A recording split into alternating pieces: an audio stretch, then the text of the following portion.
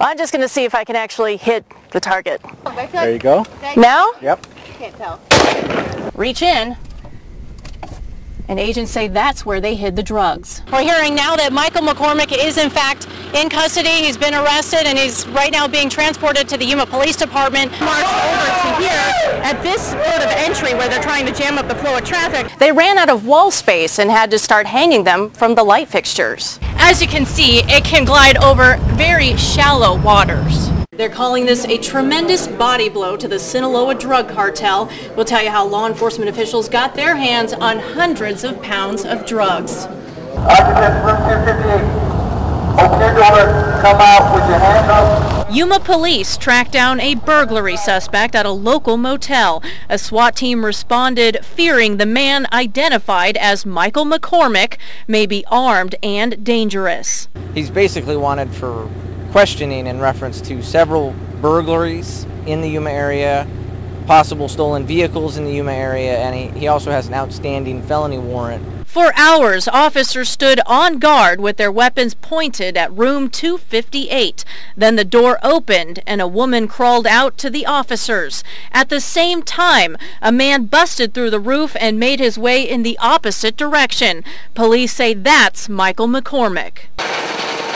The great escape would lead to a whole new manhunt. Officers quickly switched their focus to the Yuma Home Park. Other officers confronted him before he was able to break into a trailer unit there.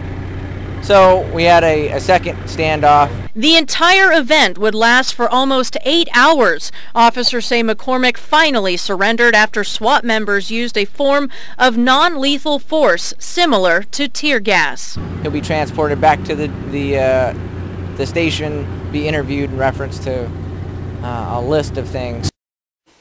About 8 or 9 years ago. This 16-year-old girl doesn't like to be called brave, but for this story, we'll just call her Mary. It was in grade school during a lesson on the birds and the bees that Mary learned the truth about her stepfather, William Chris Hughes. That's when I kind of realized, okay, he's having sex with me. I'm 9 and this isn't allowed. Mary says Hughes violated her on a daily basis. For me, in order to do anything, even to be happy, he had to get at least 15 pictures a night.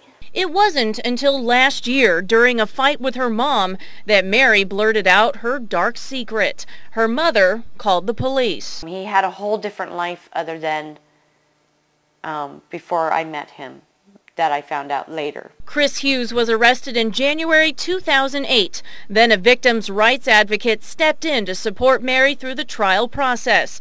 When Hughes was finally sentenced, Mary was there. He addressed me and addressed my mom and were saying things, it's like, I really did love you and I never meant to hurt you. Mary will never fully erase more than a decade of sexual and physical abuse.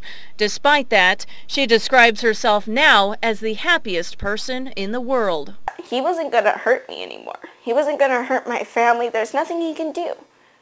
That's when I knew for a fact I can start my life over. I have a second chance. Well, Gabby, you know, everyone was celebrating the new year, but Yuma police were out responding to DUI calls, reports of fights, and as usual, reports of gunfire. Well, I tagged along with Sergeant Luis Marquez, who was patrolling well into 2010.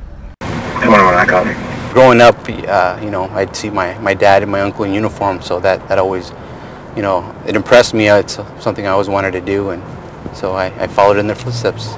719, I'll be out in the traffic stop on 32nd. Okay, I could smell it. Oh, well, I had one. Just one? Well, two, we just left the Fun Factory. His eyes are a little red in the corners. We're going to have to go to the station,